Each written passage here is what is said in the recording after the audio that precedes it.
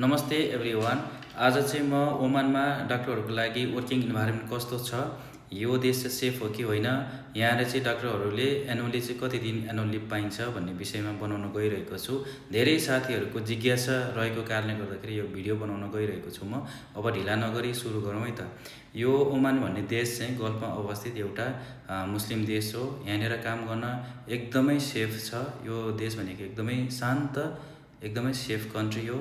यहाँनिर त्यस्तो अब कुनै पनि अनसेफहरू त्यस्तो छैनन्, त्यसैले यो देश एकदमै सेफ छ। यहाँको वर्किङ इन्भाइरोमेन्टको कुरा गर्दाखेरि तपाईहरूले यहाँ हप्तामा जम्मा 5 दिन ड्युटी गर्ने हो। दिनमा 7 घण्टाको दरले चाहिँ ड्युटी गर्नुहुन्छ तपाईहरूले। भनेको मतलब हप्तामा जम्मा 35 घण्टा मात्रै ड्युटी हो।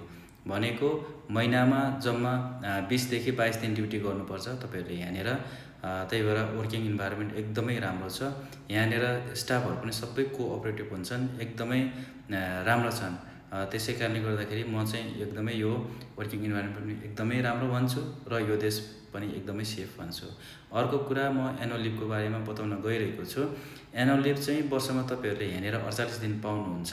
भनेको मतलब महिनामा 4 दिनको दरले चाहिँ तपाईहरूले 12 चौको 48 दिन चाहिँ एनुअल लिभ पाउनुहुन्छ। एनुअल लिभ तपाईहरूले ब्रेक गरेर वर्षमा 3 पटक 4 पटक पनि तपाईँ नेपाल जान सक्नुहुन्छ। अब यो ब्रेक गरेर तपाईँको 12 दिनको दरले ब्रेक गरेर पनि जान सक्नुहुन्छ। एकैचोटि जान्छु भन्दा पनि पाउनुहुन्छ र 2 पटक तपाईँको 24 दिनको दरले यसरी जान्छु भन्दा नि पाउनुहुन्छ। त्यसै कारणले गर्दाखेरि कुनै पनि त्यस्तो केही नराम्रो छैन। यहाँनिर यो देश एकदमै सेफ छ, वर्किङ इन्भाइरोमेन्ट एकदमै राम्रो छ। एनुअल लिभ पनि मजाले पाउनुहुन्छ। यो चाहिँ एनुअल लिभ चाहिँ पेड एनुअल लिभ हो, यो अनपेड एनुअल लिभ हुँदैन। त्यसै कारणले गर्दा यहाँनिर चाहिँ म तपाईहरूलाई आउनको लागि एकदमै भन्न चाहन्छु। ल, आजलाई भिडियो यति नै। त फेरि अर्को भिडियोमा भेटौँला। हस्त, धन्यवाद।